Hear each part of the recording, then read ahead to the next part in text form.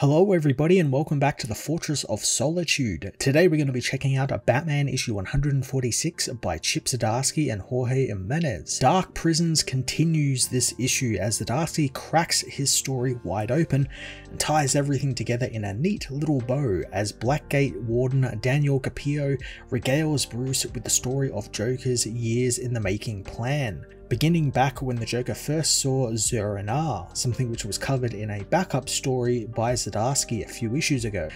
I'm thoroughly impressed with how Zdarsky wove in his own Joker plot with years worth of other writers' Joker stories, never stepping on the foot of them and saying that what they were doing in, a Scott Snyder book or a Mark Waid book was really what was happening in his book. He never stepped on anyone's toes. He just wove it in there in the background and just said some things happened off panel that we never actually saw during these years, and this is what it was, and we get to finally see that. And it all starts with Joker trying to bring Zur-En-Arrh back out in Batman, doing things like killing Jason and shooting Barbara, all so he could trigger Zur and get him to come out again, but it never actually worked. And it wasn't until he kidnapped Alfred and hit him with some Joker toxin during the New 52 did he learn of Failsafe and how that might bring Zur out properly. So then he just bided his time up until the Failsafe story. This is something that absolutely should not work, but Chip makes it work, and it's so much fun and real rewarding seeing all of this come together and be revealed, especially the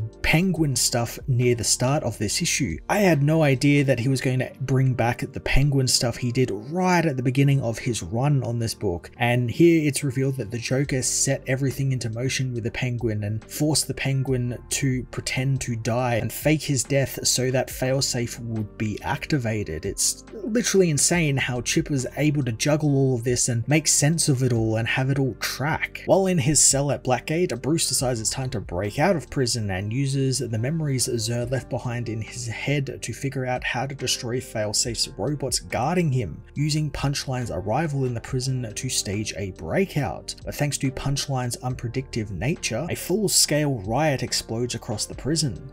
Batman is forced to use it to escape the prison, and he's not the only one, as Vandal Savage uses the riot to also escape, killing the last living guard in the prison to do so. Vandal's escape surprises me, since I guess Chip is going to do the Vandal Savage as Gotham's police commissioner, despite it looking like he was going in a different direction by arresting Vandal and having him incarcerated. I think it's a good story for Vandal to deal with, and I'd like to see him be more of a threat to Nakano and Montoya more so than Batman and Zur-En-Arrh, and give them something to actually do in the story besides scream into phones like they have been doing for the past 2 issues. As I've said in previous reviews, Zdarsky is playing around with the Bat-God trope surrounding Batman, having stripped all of that back, so he's now just a guy with his fists and his knowledge of combat and war and everything, and now he's mirroring that with Zur, who has been stripped of his humanity and left with only the quote-unquote Bat-God stuff. This issue also does a great job showcasing how arrogant and cocky Zur is without that Bruce humanity, shown perfectly in his confrontation with Superman at the end of the issue, who has come by to see who has become his friend and what the deal is with Zur and if it really is Bruce. Zur is so sure that he could easily defeat Superman and all of the other Justice League members should they decide to come for him, merely because he's Batman. Like, he literally says that they can't beat him because he's Batman. It's that whole Bat-God trope that some people seem to really love, and I love that Zdarsky's weaving that into the story and how this villain doesn't understand that Bruce's humanity played a big role in him being able to best his friends and family in the past. Getting the other heroes involved is also a really good idea, since this story could have easily been done with just the Bat family,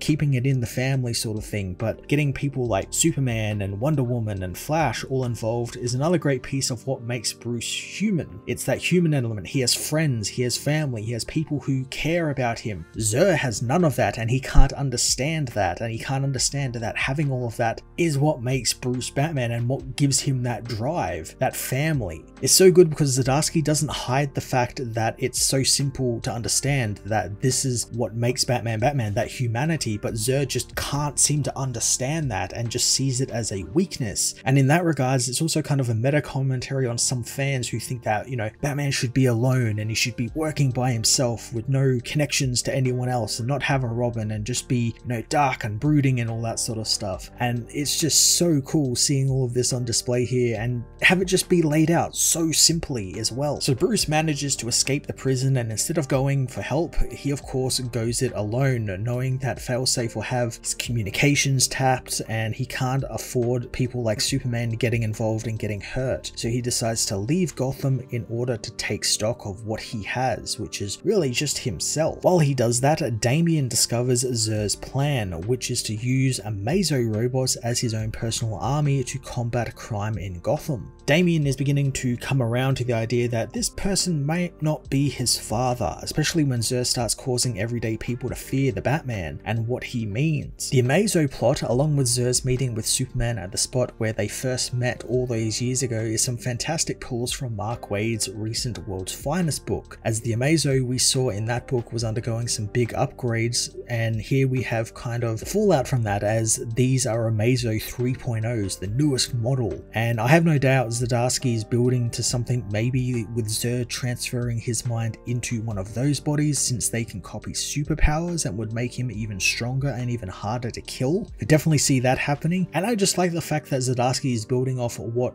other writers have set forth in the book, in this case Waid's work on World's Finest, and he's using it to help push his stories forward. He's not, you know, steamrolling over it and saying that, oh no, that didn't happen in this book, this is what happened. He's not retconning or redoing things, he's using it to build his stories up, and that's really a good sign of a good writer. Chip Zdarsky's Batman run keeps going from strength to strength, making for a thoroughly exciting and action-packed story as Zur-En-Ar's plans for Gotham continue to evolve and grow. I can't wait to see what other cool surprises Zdarsky has in store for us as the book continues next month. I'm going to give this issue a 9 out of 10.